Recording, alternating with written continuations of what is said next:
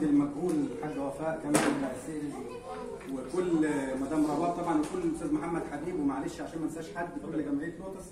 والف مبروك للسيدات المكرمات اليوم، وربنا يديهم الصحه والعافيه، وكل سنه وكل امهاتنا طيبين، سواء اللي على قيد الحياه او اللي فرقونا.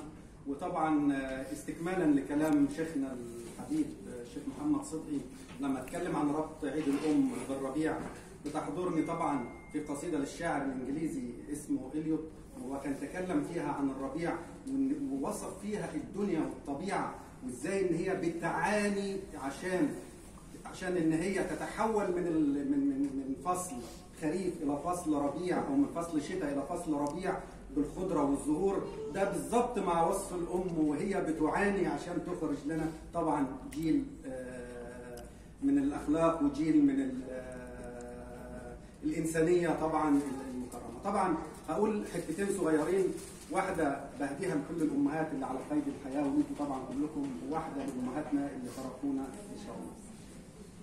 انا اللي قلبي بيدعي لك، وانا اللي نفسي اغني لك، وانا اللي عمري ما هنساكي ولا هنسى فضلك ولا خيرك.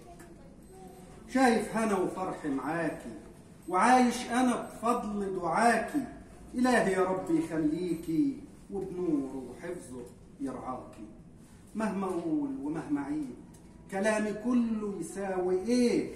راح ابوس يم التراب اللي في يوم دوستي عليه.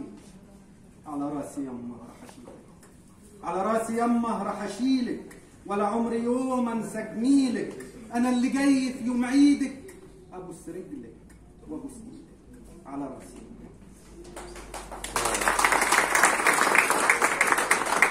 وجاء لكل امهاتنا اللي فرقونا، لو مش هبكي عليك يمه، لو مش هبكي عليك يمه، يبقى هبكي على مين؟ هفضل ابكي عليك لما يرضى رب العالمين. ولو مش هدعي ليكي انت، امال دعايا يروح لمين؟ رافع ايدي يما بدعي ربي واقول امين.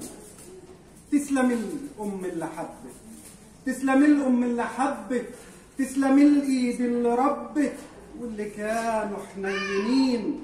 لو فضلنا العمر نوفي، لو فضلنا العمر نوفي، العمر كله مش هيكفي برضه يما مديونين.